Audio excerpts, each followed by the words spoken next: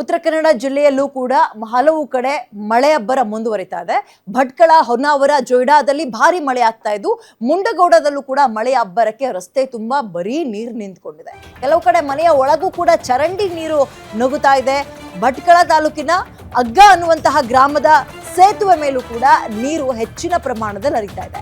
ಭಟ್ಕಳದಲ್ಲಿ ಇದೀಗ 218.4 ಮಿಲಿಮೀಟರ್ ಮಳೆ ದಾಖಲಾಗಿದೆ. ಅಂದ್ರೆ ವಿಪರೀತ ಮಳೆ ಆಗ್ತಾ ಇದೆ. ಕೆಲವು ಕಡೆ ಮನೆಯೊಳಗೆ ಮಳೆ ನೀರು ಜೊತೆಗೆ ಚರಂಡಿ ನೀರು ಕೂಡ ಮಿಶ್ರಿತವಾಗಿ ಸೇರ್ತಾ ಇದೆ. ಜನರಿಗೆ ಮನೆಯೊಳಗೆ ವಾಸ ಮಾಡೋಕ್ಕಾಗ್ತಾ ಇಲ್ಲ. ಮಗದೊಂದು ಕಡೆ ಸೇತುವೆಗಳ ಮೇಲೂ ಕೂಡ ನೀರು ಹರಿತಾ ಇದೆ. ಉತ್ತರ ಕನ್ನಡದ ಜಿಲ್ಲೆಯ ಹಲವು ಕಡೆ ಮಳೆ ಅಬ್ಬರ ಮುಂದುವರೆದಿದೆ. ಚಿತ್ರಣವನ್ನ ಗಮನಿಸ್ತಾ ಇದ್ದೀರಿ. ರಸ್ತೆ ತುಂಬೆಲ್ಲ ನೀರು. ರಸ್ತೆ ಯಾವುದು ಅಥವಾ ಹಳ್ಳನ ಇದು ಅನ್ನೋ ರೀತಿಯಲ್ಲಿ ಎಲ್ಲವೂ ಮಾರ್ಪಾಡಾಗ್ಬಿಟ್ಟಿದೆ.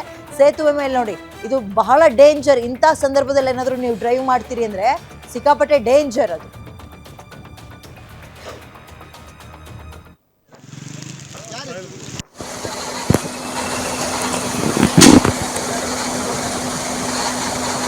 ಇದು ಮುಂಡೊಳ್ಳಿ ರೋಡು. ಬೆಳಿಗ್ಗೆ 7 ಗಂಟೆ ಸುಮಾರಿಗೆ ನೀರಿನ ರಭಸ ರಸ್ತೆ ಮೇಲೆ ಹೋಗ್ತಾ ಇರೋದು. ಮುಂಡೊಳ್ಳಿಯಲ್ಲಿ ಚೌಟ್ನಿಂದ ಮುಂದೆ ಬಂದು ಮುಂಡೊಳ್ಳಿ ಭಾಗ ಬರ್ತದೆ.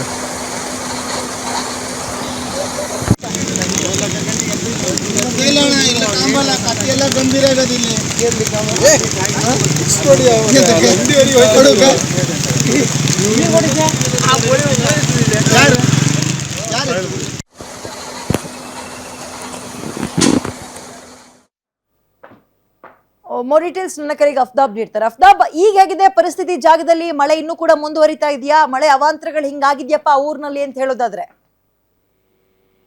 ಉತ್ತರ ಕನ್ನಡ ಜಿಲ್ಲೆಯಲ್ಲಿ ಸತತ ಮಳೆಯಿಂದ ಒಂದು ವಾರದಿಂದ ಜನರ ಜೀವನ ಕೆಲವೊಂದು ಕಡೆ ಅಸ್ತವ್ಯಸ್ತ ಆಗಿದೆ. ಹಾಗೂ ನಿನ್ನೆ ಧಾರಾಕಾರ ಮಳೆಯಿಂದ ಬಿರುಗಾಳಿಯಿಂದ ಭಟ್ಕಲ್, ಮುನಗೋಡು ಹಾಗೂ ಸಿರ್ಸಿ, ಕುಮಟಾ ರೋಡ್ ಕಡೆ ಕೆಲವೊಂದು ಕಡೆ ಗುಡ್ಡ ಕುಸಿತ ಕೂಡ ಆಗಿದೆ. ಬಿರುಗಾಳಿಯಿಂದ ಕೆಲವೊಂದು ಕಡೆ ವಿದ್ಯುತ್ ಕಂಬ ಕೂಡ ಬಿದ್ದಿದ್ದು ಘಟನೆ ಕೂಡ ಕಂಡು ಬಂದಿದೆ. ಹಾಗೂ ನದಿ ನೀರು ಕೂಡ ಜಾಸ್ತಿಯಾಗಿ ಸೇತುವೆ ಮೇಲೆ ಹೋಗೋದು ಕೂಡ ಕಂಡು ಬರ್ತಾ ಇದೆ. ನಿನ್ನೆ ರಾತ್ರಿಯಲ್ಲಿ ಕೂಡ ಸಂಜೆ 6 ಗಂಟೆಯಿಂದ ಬೆಳಗ್ಗೆ 6 ಗಂಟೆವರೆಗೂ ಸಿರ್ಸಿ, ಕುಮಟಾ ರೋಡ್ ಕೂಡ ನಿಷೇಧಿಸಲಾಗಿತ್ತು. ಮತ್ತು ಮಣ್ಣು ತೆರೆಯುವ ಕಾರ್ಯ ಕೂಡ ಚಾಲೂ ಆಗಿದೆ.